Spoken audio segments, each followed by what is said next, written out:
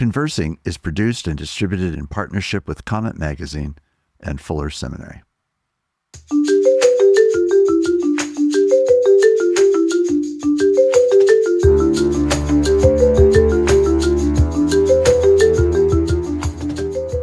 I'm Mark Laverton. Welcome to Conversing.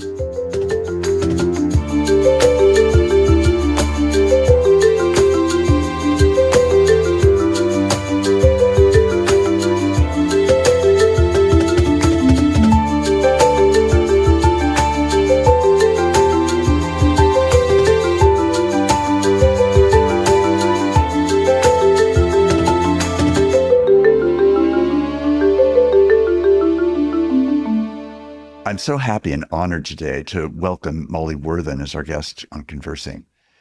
Molly is a scholar of American history. She serves as the Associate Professor of History at the University of North Carolina at Chapel Hill and is a freelance journalist.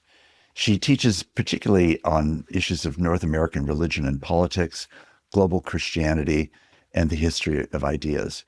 She has written not only a number of significant books, which include Apostles of Reason, The Crisis of Authority in American Evangelicalism, and another book entitled The Man on Whom Nothing Was Lost, The Grand Strategy of Charles Hill.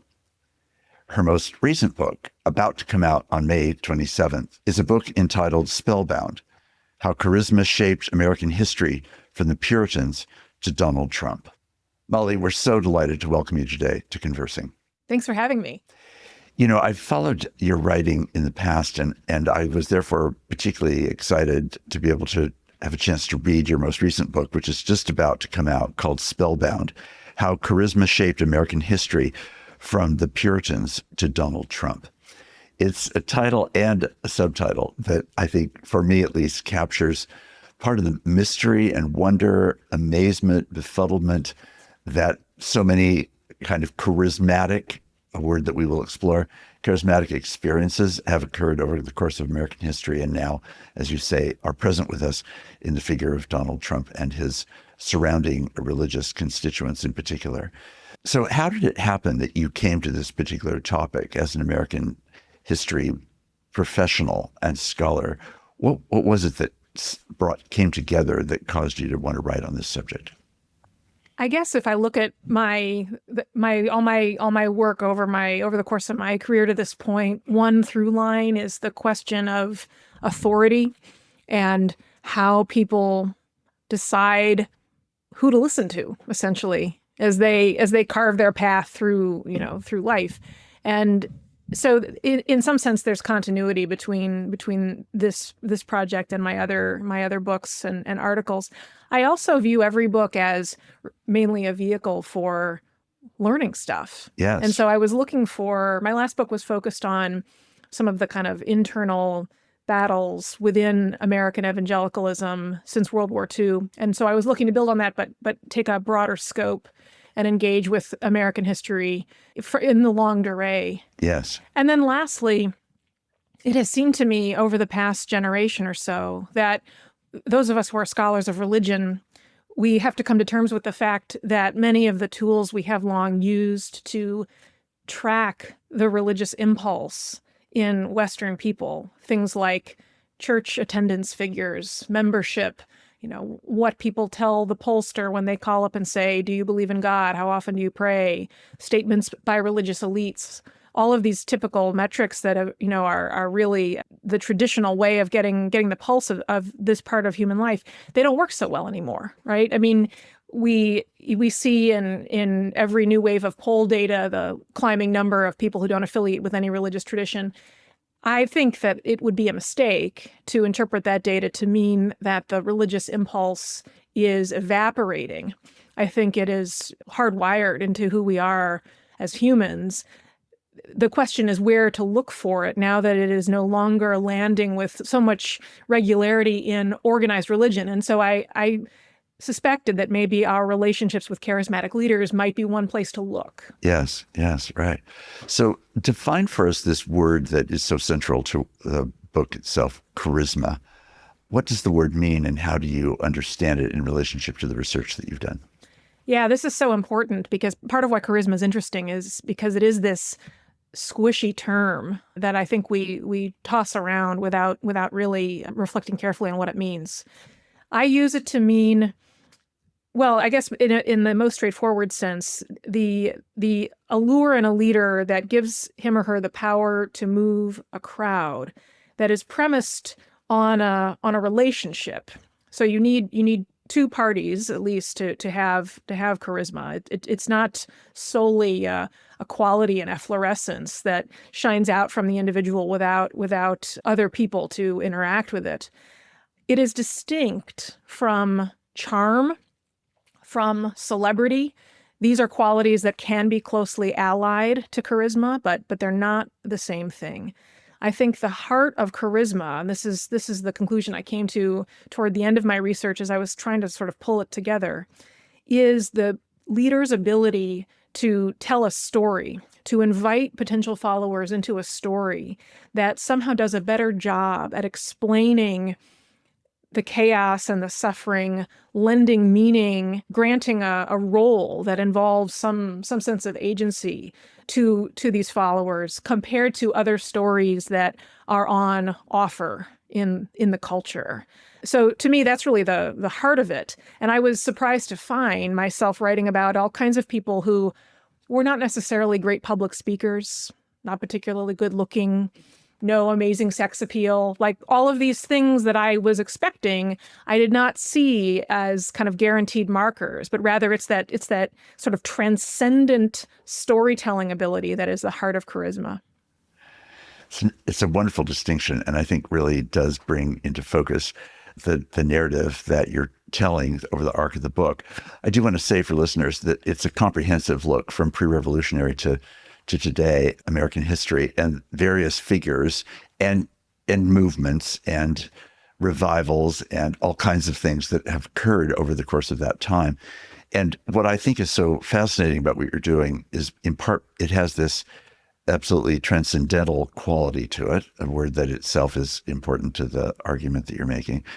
And yet it also lands with and I like your use of the word agency in this context, that there's a transcendental quality that also brings human agency and a horizon of hope, which seems to be one of the alluring factors involved consistently in charisma, is that whatever the vision of that spokesperson may be, there's a sense that there's an agency that's possible, and it leads to a better life in some particular kinds of ways based on the way that at least you're describing it. Do you think that captures the dynamic that you're talking about?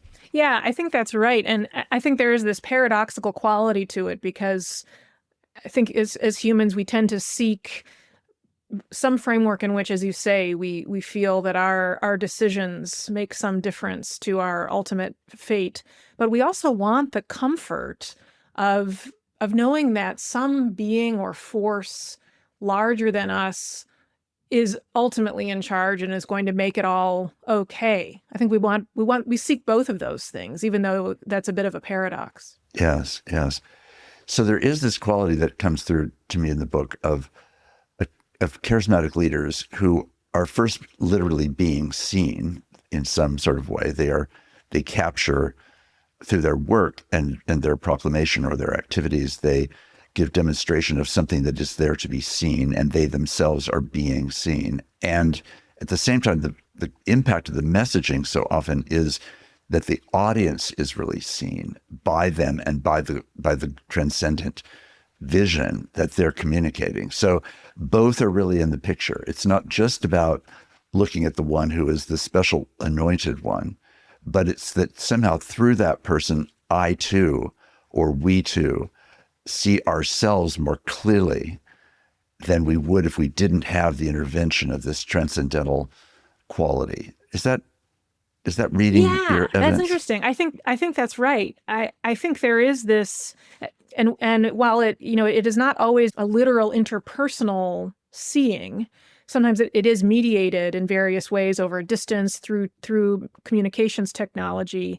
There is this sense in which the follower recognizes his or her identity, his or her needs and desires in this story, in this picture of the world offered by the leader. Right. Yeah. I remember way back in college taking a Religion 1 class in which the discussion of special revelation brought out the frequently made point, and that is that special revelation can't be examined because of the nature of its specialness, right? That the quality of its being outside any other mediated form means that the person can just say, I believe and I have seen and I have experienced God in these particular ways. And I wonder if there is for you in particular, as a historian who's absolutely an investigative historian looking at examining the nature of the evidences of what was happening, if there was a tension between trying to examine the unexaminable. Was that a tension for you as you were researching this? Well, do you mean in the sense that part of what one is trying to capture in asking the question, is a leader charismatic? What is happening in this relationship between leaders and followers? It seems to necessitate some effort to recapture this ineffable dynamic of what Anne Hutchinson or Andrew Jackson or Joseph Smith or any of these people were like in person. Is that what you mean? Yes, I think that's right.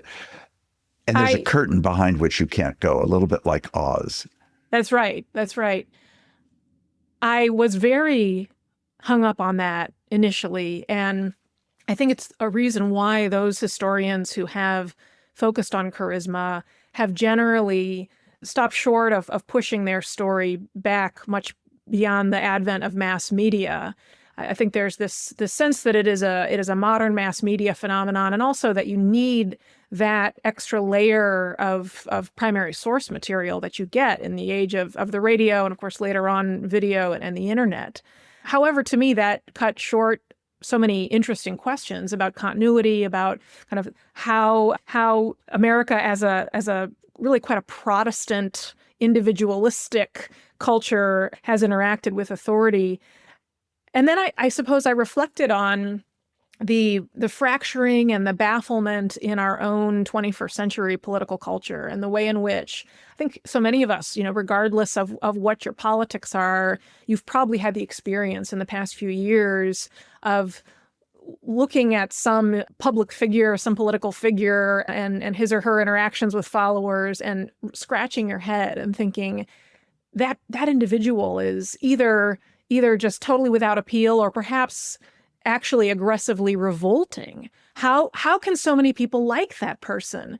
And so if I experience that same sense of disconnection and bafflement when I have all the access I want to all the primary source material I could wish for, then it's perhaps kind of unavoidable. It's an unavoidable dilemma that is not solved. We kid ourselves if we think that we solve it through simply more sources.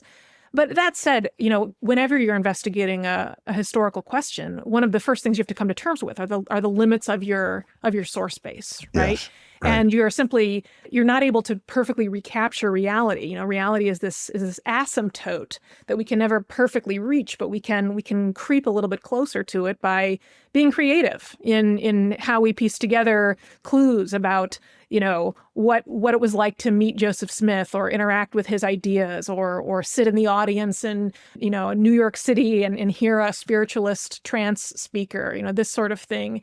And the best we can do is kind of be suggestive and hope that we say something that gets us a little bit closer to historical reality. Yes.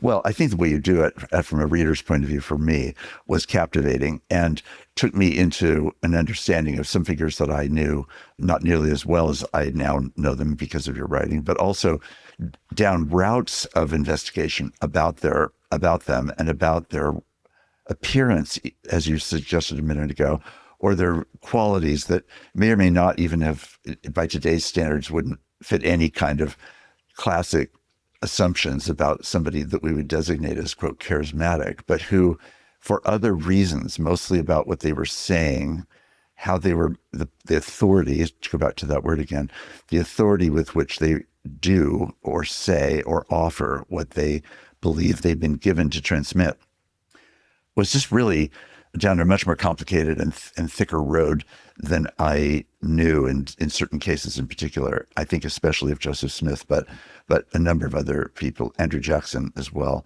So I guess tell us a little bit, just as a way of whetting the appetite for our listeners, what were one or two of the people that for you were the greatest discoveries along this way that stood out to you as particularly fascinating examples of what you were investigating?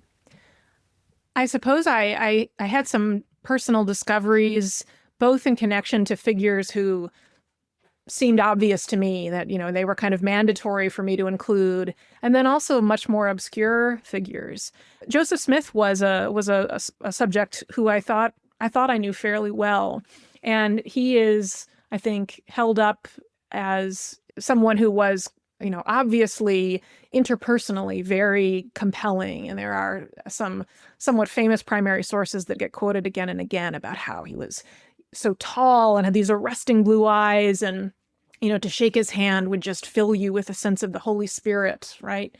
And so I guess I expected the story of his appeal to be a straightforward one, and one that really hinged on interpersonal dynamics.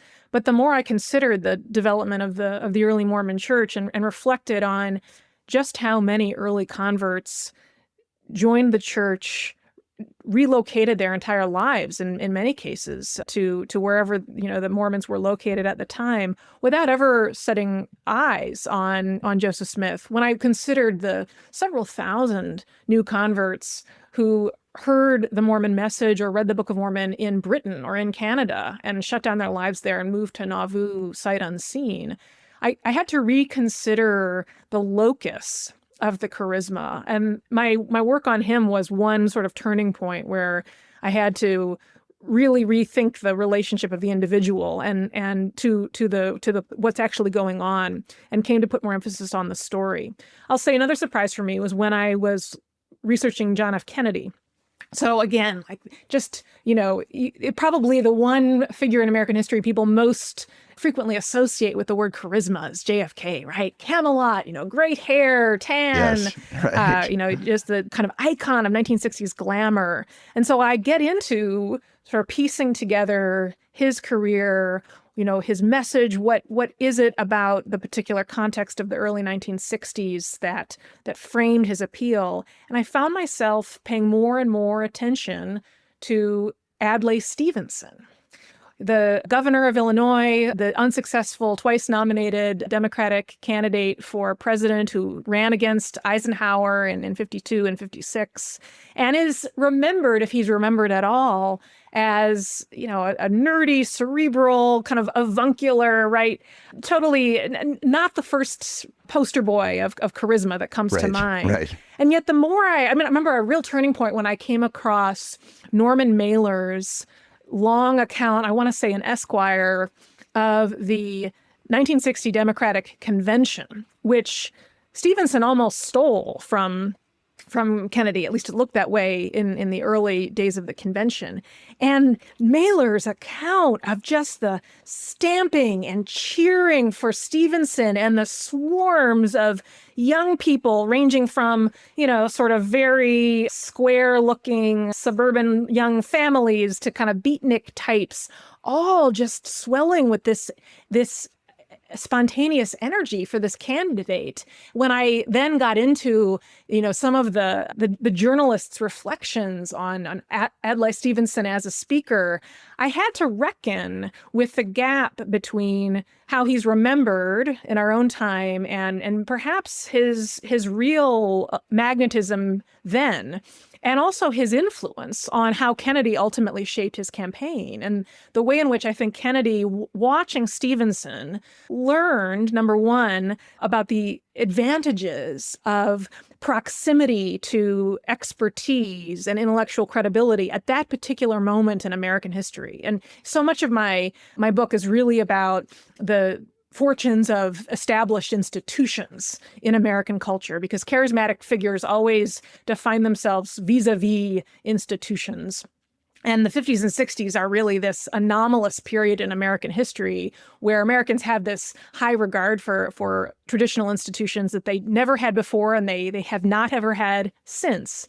But I think Kennedy perceived correctly that Stevenson took the kind of egghead identity a bit too far. He was too professorial. And so Kennedy very expertly crafted this sort of hybrid identity where he was a war hero and, this sort of glamorous figure while also having a brain trust and being able to call on the Harvard professors.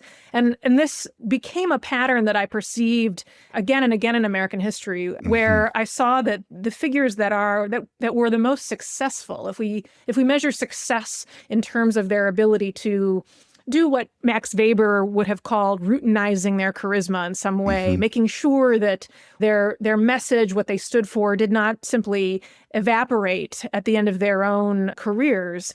We find figures who were not perfectly in line with the charismatic appetites of their age, but rather strategically borrowed from different charismatic playbooks to respond to the anxieties of the time without perhaps going too far. And I think Kennedy is an example of that. So those are a couple of the ones that I didn't think would surprise me and did.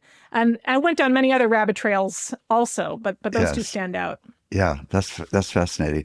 So you're suggesting just there in the final part of that comment that there was a measure of self-restraint that was expressed by people with charisma in the cases that you just pointed to, that they had a capacity to both exercise it and routinize it, but in doing so to also control it so that it wasn't overdone. Is that what you were saying?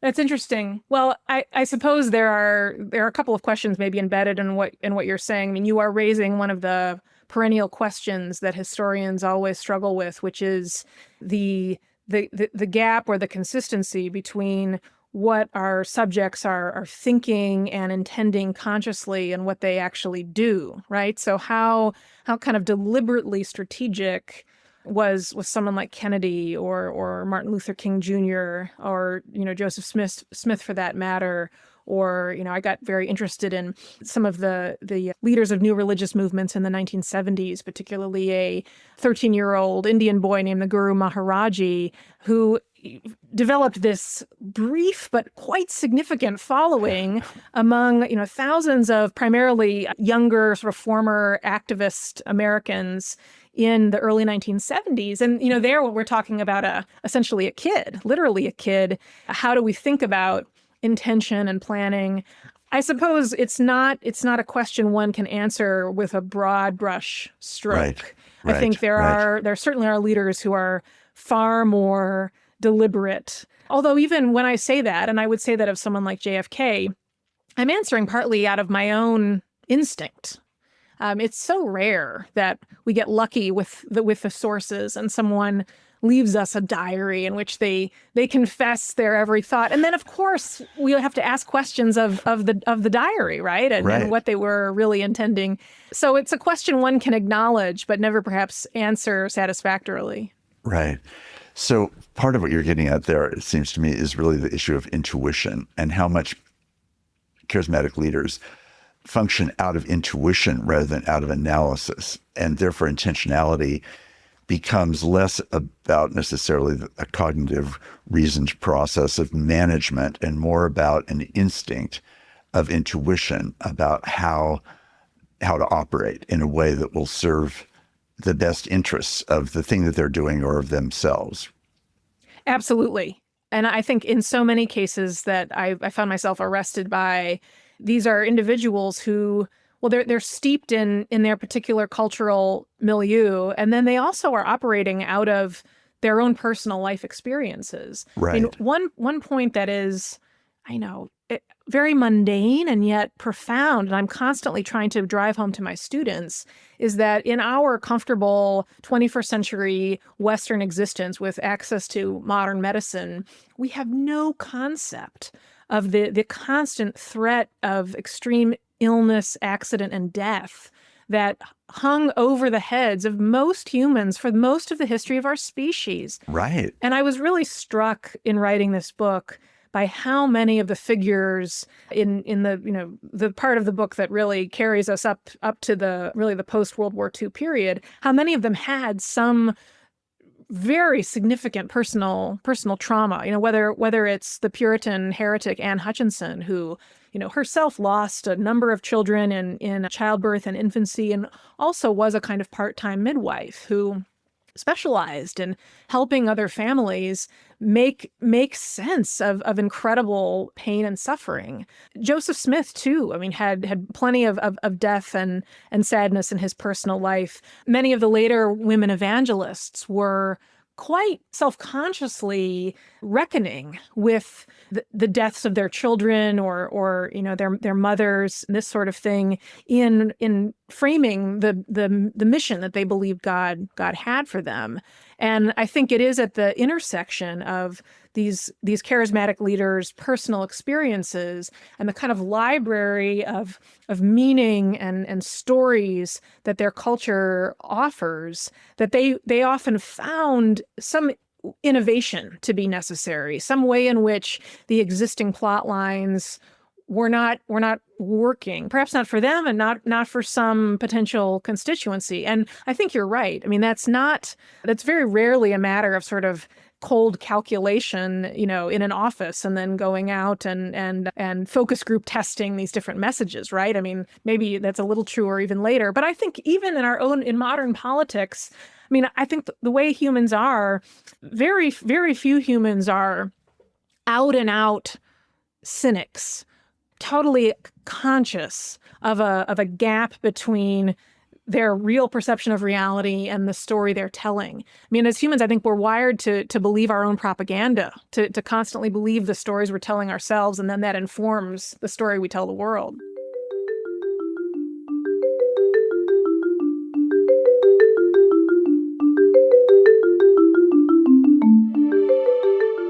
I'm Mark Labberton. Thanks for listening with me.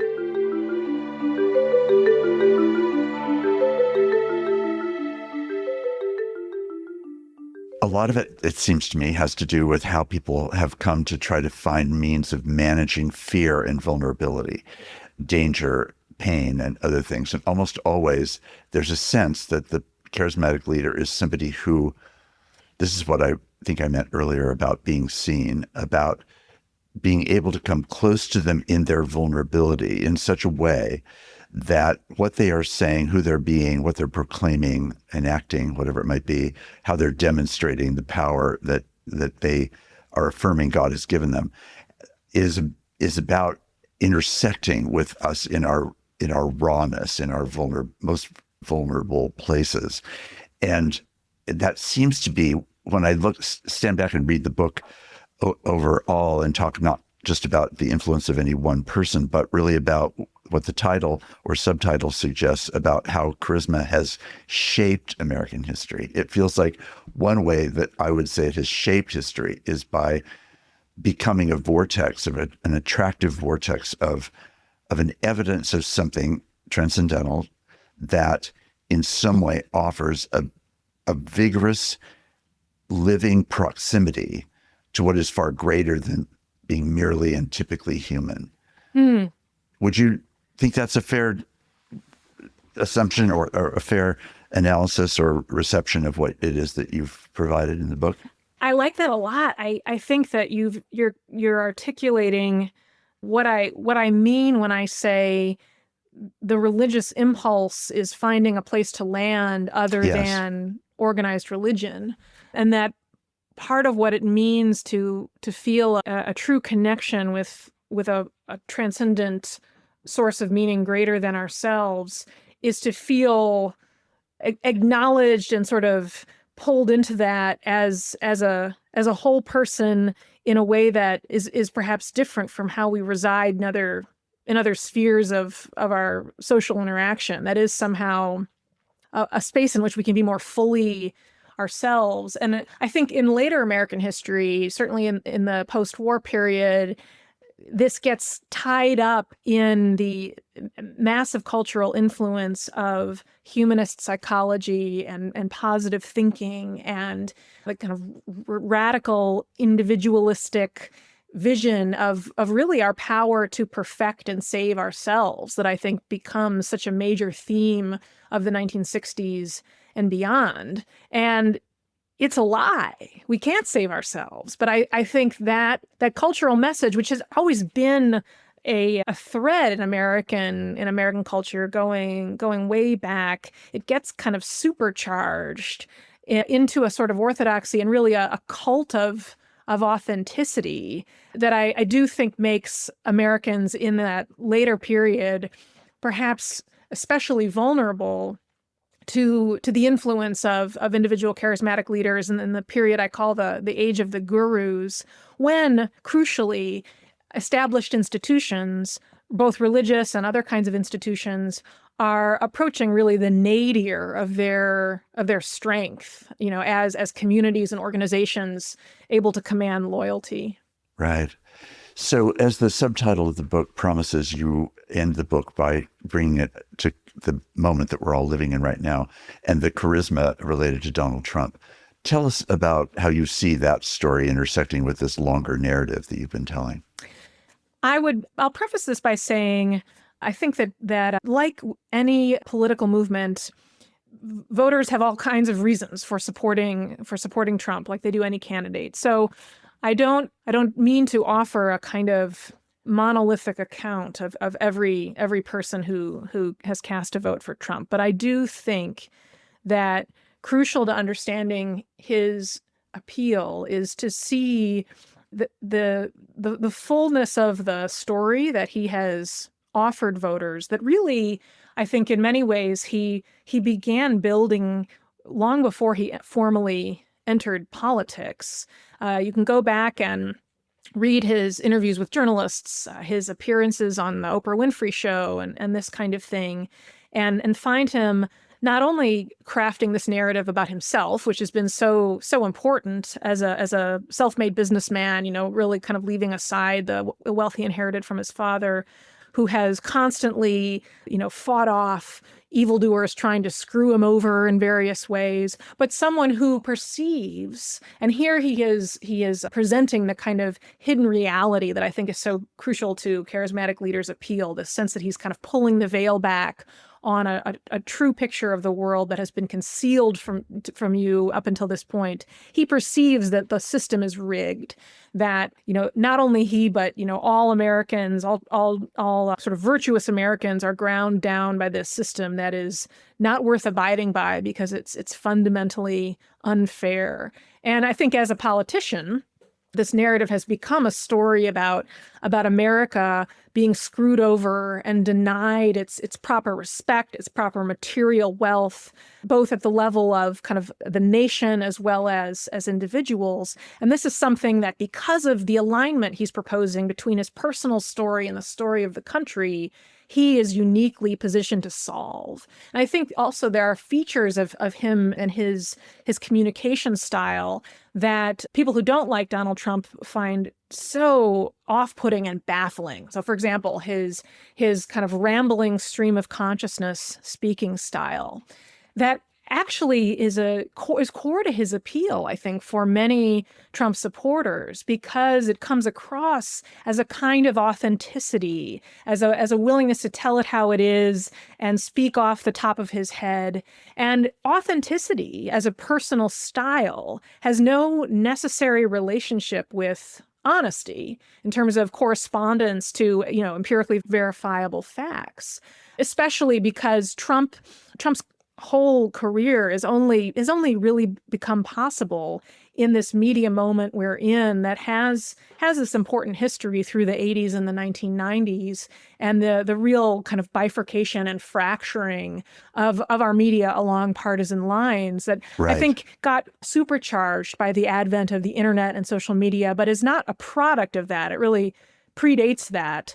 And then I guess I'll say last that while Donald Trump is no one's idea of an Orthodox Christian, he grew up in Norman Vincent Peale's church in New York City, Marble Collegiate Church, hearing the prosperity gospel, the gospel of positive thinking. Norman Vincent Peale's famous book, The Power of Positive Thinking, is still in print, Right. sold millions of copies. Right. And I think Trump has a really acute spiritual instinct for that picture of reality, one in which we can really reshape reality with our minds. And then he also had a political instinct for a really productive politically alliance with a particular subculture of American Protestantism, and that is the network of independent, charismatic pastors and evangelists and activists who, until recently, I think, were kind of felt themselves to be on the margins of American evangelicalism,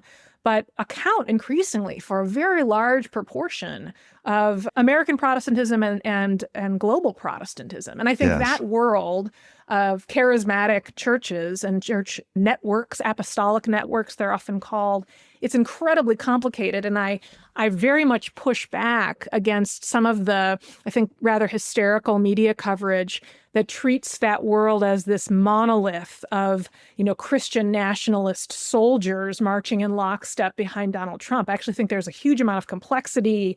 They're very globally minded in a way that is kind of at odds with the conventional understanding of Christian nationalism. However, that network, parts of it have been really important to really, especially the early momentum of Trump's career, at a time when more mainstream evangelicals were kind of skeptical of him. And he sensed that. He sensed the intersection of his charisma and this particular expression of New Testament charisma in the sense of the Holy Spirit's manifestation, in human communities.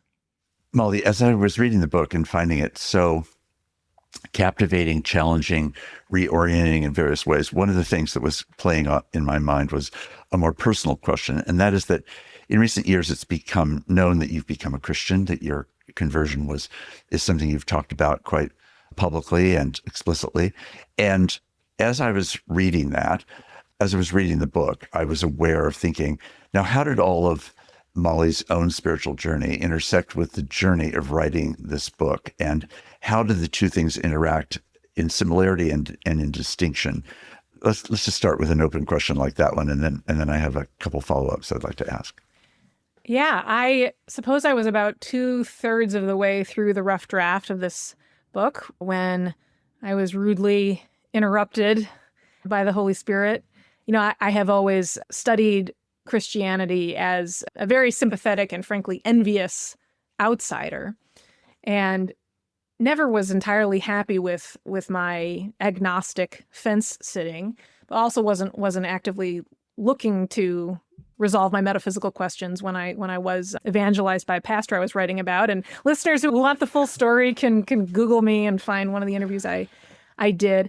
I suppose on one hand, I have been reflecting on the consistency between my presuppositions and methods prior to conversion and since. And I think that speaks to perhaps the way in which I was, I think like many modern secular people, borrowing to some degree, at least theistic, if not Christian, presuppositions a lot of the time. But also, if I've always had this conviction that humans are fundamentally religious creatures and they have this impulse to connect to a transcendent source of meaning, to worship, while of course, I have this obligation as a professional historian to maintain some sort of distance from my subject. On the other hand, why should I think that I'm really any different? And so I guess I came to realize that I was writing a book that was fundamentally about spiritual hunger and how humans cope with it, but that I myself had that hunger as well. But I'm not immune to that feature of the human dilemma. Right. Well, I do think one of the things that is so powerful about the book is that it really does dwell again and again in various ways in different chapters of American history on the very question you just named, which is really, what do we do with our hungers and thirsts that are for a transcendental reality, a metaphysical reality of some kind? Where do they drive us? Where do they leave us? Where do they lead us? And I think the story of your own conversion, which, by the way that I've understood it through watching the very videos that you described, would be analytical and rational and investigative, was in some measure to me consistent with certainly the way that you went about writing this book, but also different than the experiences that you were actually talking about, which were, again, much more beyond reason and beyond analysis and et cetera. And I wondered if that felt like a tension, or whether, in fact, it changed the way that you saw the role of experience in your own conversion, because it certainly sounds as though it was a conversion that in part was analytical in the way I've described, but also was in the end very emotionally and personally profound. It was an encounter. It wasn't just an analysis. That's really interesting. You're making me think about some echoes between my research and my own experience that I hadn't reflected on. It is certainly true that my own conversion process was the nerdiest conversion you could imagine. I mean, it was a period of a few months during which I did very little other than reading giant tomes of New Testament criticism and, spending hours on, the academic journal database, reading clashing accounts of the evidence for and against the resurrection and the historicity of the different gospels and so forth. And so I very much experienced it as a meticulous process of investigation involving reading so many footnotes. I prayed frequently for a, if not a full-blown mystical experience, then at least like a warm and fuzzy, whatever John Wesley had, right? Yes. At the Moravian meeting. Warmed. Yes, yeah. right. Where his heart was strangely warmed, like some little version of that. Didn't happen. Fine. Got to the point where it just seemed like the intellectually honest thing to do when you are more than 51% convinced that the resurrection is the best account of the evidence at hand is to submit to Jesus. So I did. But then in the time following that, I, in my zeal, compelled a few people close to me who are not Christian to engage with some of the books that I had read.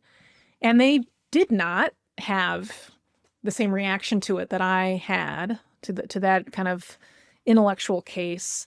And that forced me to reckon with the fact that although I perceived my own process as very cold and rational, in fact, the reason I was open to this evidence and these arguments in the way that I was because God had already done something to my desires, that I was walking in the direction of Jesus already. And when I think about some of the communities and movements that I wrote about in my book, I think about the kind of mid-19th century period when I was writing about the Mormons and the spiritualists, and this culture of what struck me as sort of a blend of credulity and skepticism. On the one hand, people opened all kinds of crazy claims that might strike the average modern secular reader as totally fanciful. But on the other hand, audiences turning up to watch the traveling, mesmerist scientific demonstrator, or hear, a spiritualist trance speaker, or, listen to the claims of these Mormon missionaries. You read newspaper accounts or firsthand letters of these episodes, and you see people who are really concerned not to be humbugged. They're very focused on the evidence, the warrant for belief. They think of themselves, and indeed, this is the language, right? This is the language that Mormons use to this day. This is the language that spiritualists used in their heyday. They talk about someone who is exploring their worldview as an investigator, and that's very much the mindset. And I think that's part of what we were talking about at the beginning of our conversation when we were talking about the desire for that sense of agency, that desire to have this sense that I am really weighing my existential options and I am deciding whether or not to step. And maybe this is a testament to the kind of fundamental Protestant DNA of our culture, that whatever your worldview, if you're, a product of American culture, you probably have this sense of this sort of Protestant sense of consciousness and your own independent will and agency. And I saw that in my subjects, and I now see the complexity of it in my own life too. So Molly, one of the things that has occurred to me as I was reading the book and experiencing the book and experiencing you, though we hadn't met until today, experiencing you through the times of listening to videos of you telling your conversion story and other lectures that you've given, I came to think of you as, in the spirit of your book, a charismatic academic.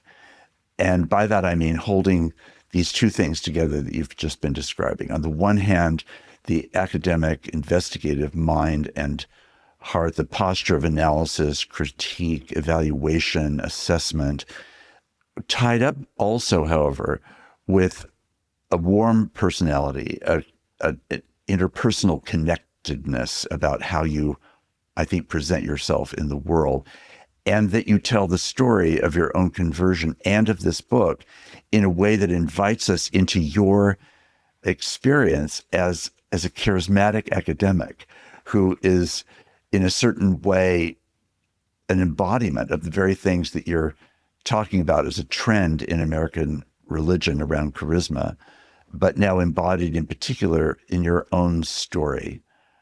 I wonder if you would just respond to that. I'm flattered and maybe unnerved by your observation. And I'm just sort of thinking out loud here, not having thought about this. I think to think about it a lot more. But I suppose, well, I wonder if I think you're giving me credit for a level of profundity that I don't have.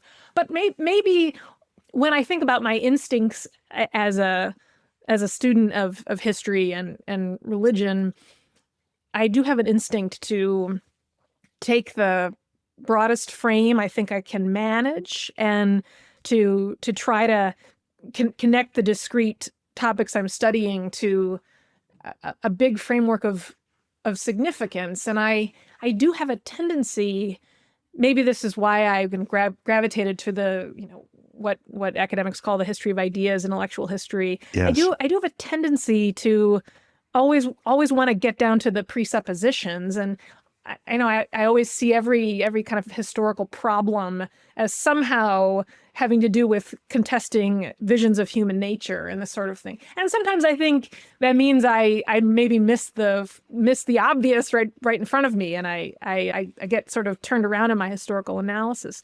Also, perhaps you're picking up on, well, what I think is kind of a necessary quality for any halfway competent teacher and writer, which is just enthusiasm for the thing, Right. I mean, right. this is why I spent all this time reading books and, dusty old archival documents and my favorite thing, I do some freelance journalism in addition to my work as a historian.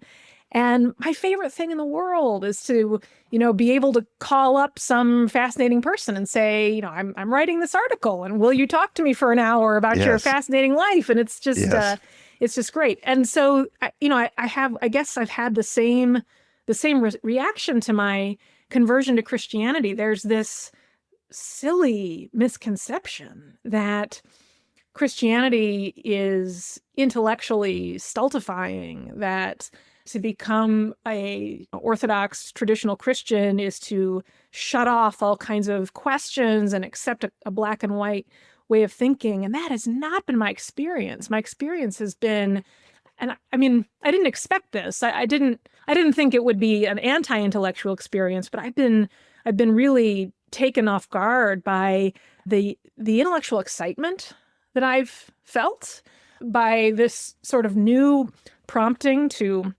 investigate more deeply all these dimensions of the faith that, of course, I had some, significant familiarity with just because of my profession. But to go so deeply into biblical studies, some of these theological questions, the question of miracles. Right? My major research project right after I finished researching the resurrection was the question of contemporary claims of miraculous healing, something I'd never looked into before. It's been so exciting for me.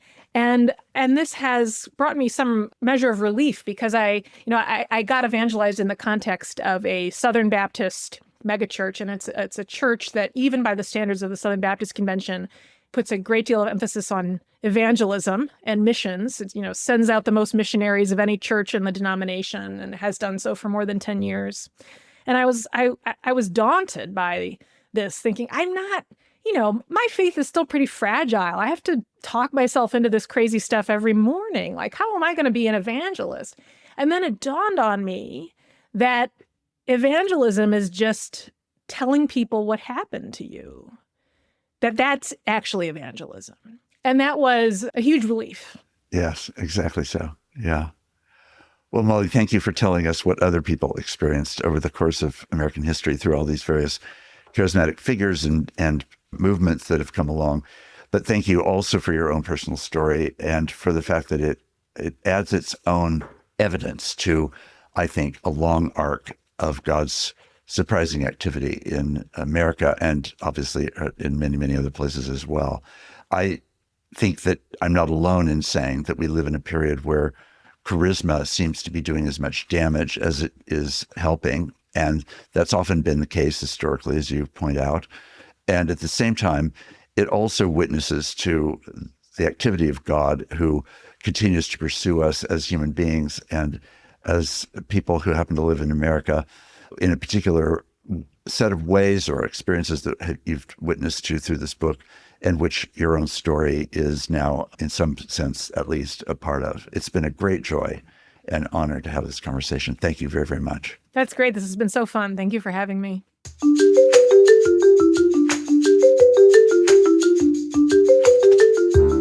Conversing is produced and distributed in partnership with Comment Magazine and Fuller Seminary. Peter Laberton is our engineer and editor. Evan Rosa is our producer. For more information about Comment Magazine, visit comment.org, where you can subscribe, read the current magazine issue, and browse their archive. Fuller Seminary is an evangelical, multi-denominational graduate institution committed to providing indispensable formational education for diverse Christian leaders everywhere. For information, visit fuller.edu. I'm your host, Mark Laberton. Thanks for listening with me.